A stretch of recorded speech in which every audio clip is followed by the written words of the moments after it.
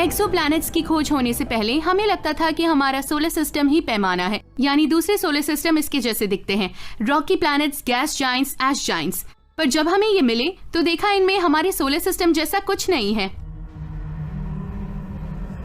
2012 में हमने खोज की 3 गैस पिंडों की जो सूरज के जैसे ही एक सितारे केपलर 51 का चक्कर लगा रहे हैं और हमसे 2615 प्रकाश वर्ष दूर सिग्नस नक्षत्र में है।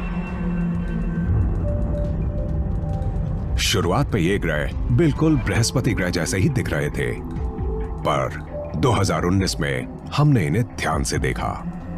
केपलर 51 के सिस्टम में जो सूरज के जैसा ही तारा है, आप उम्मीद करते हैं कि आपको धरती की तरह के ग्रह नजर आएंगे, हमारे सोलर सिस्टम में मौजूद ग्रहों के जैसे। पर उसकी बजाय आपको कुछ ऐसा दिखाई देता है कि आप कहते हैं ये क्या माजरा है। हम एक्सोप्लैनेट्स की खोज कर रहे थे और हमें अजीब चीजों की आदत हो गई थी, पर ये सबसे अलग था। सही मायने में ये एक एलियन नजारा था। ग्रहों की उत्पत्ति के बारे में हमारी धारणा के अनुसार केपलर 51 का चक्कर लगा रहे ग्रहों का अस्तित्व संभव ही नहीं है।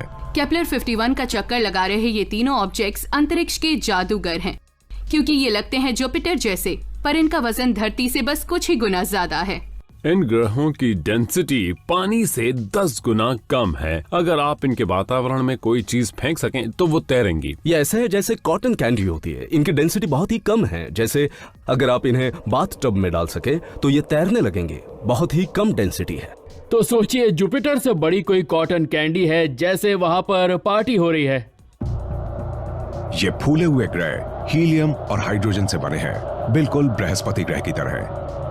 पर बृहस्पति से उलट इन फूले हुए गोलों पर मौजूद गैस सघन नहीं है, बल्कि ढीली है, जो इन्हें विशाल हल्की फुल्की गेंद बनाती है। तो जबकि ये आकार में बृहस्पति के बराबर है, इनका भार सिर्फ उसके 1% के बराबर है, जैसे किसी वयस्क हाथी का वजन एक 10 साल के बच्चे के बराबर हो। ये सुपर पफ प्लैनेट्स, जो एक ग्रह के लिए बहुत ही मजेदार नाम होगा, बहुत ही कम डेंसिटी के प्लैनेट्स हैं, यानी कि ये बहुत ज्यादा फूले हुए और हल्के हैं। इनकी कंसिस्टेंसी बिल्कुल हल्की स्नो के जैसी है।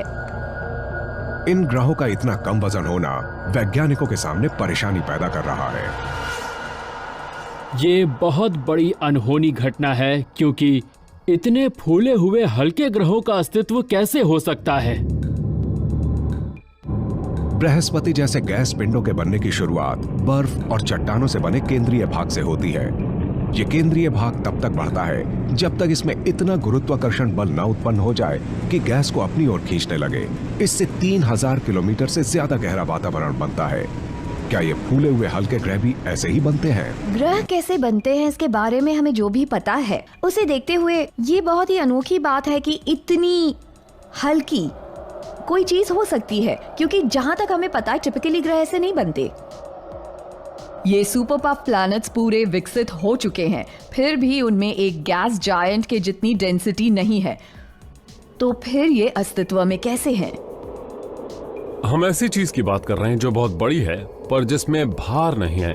या तो इसका एटमॉस्फेयर बहुत फूला हुआ है, या फिर ऐसा कुछ चल रहा है जो हमें बुद्धू बना रहा है, जिसके कारण या तो हम इसे कहीं ज्यादा हल्का समझ रहे हैं या कहीं ज्यादा बड़ा समझ रहे हैं।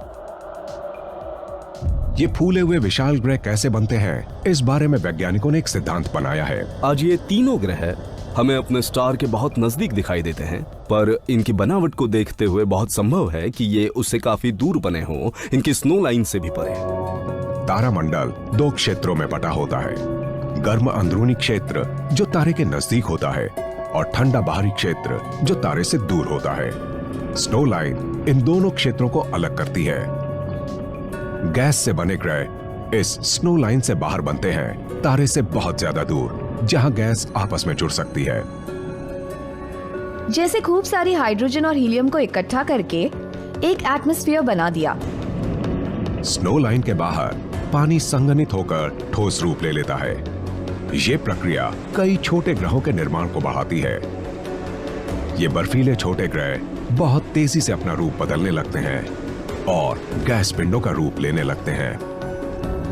बहुत फूले हुए हल्के पिंड बृहस्पति से भी ज्यादा बाहरी क्षेत्र में बनते हैं, दूर स्थित ठंडे क्षेत्र में। बृहस्पति की तुलना में फूले हुए ग्रहों का केंद्रीय भाग छोटा होता है, पर क्योंकि वो इस ठंडे क्षेत्र में विकसित होते हैं, वो बड़ी मात्रा में हाइड्रोजन और हीलियम को अंदर खींच लेते हैं।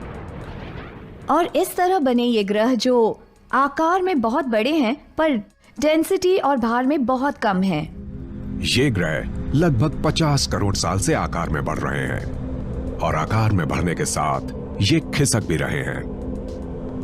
अपने पेरेंट स्टार की ग्रेविटी की वजह से ये उसके पास खिंचते हैं तो हमें सुपर पफ प्लैनेट्स की चेन दिखाई देने लगती है, ट्रेन के डिब्बों की तरह एक के पीछे एक खिसकते हुए।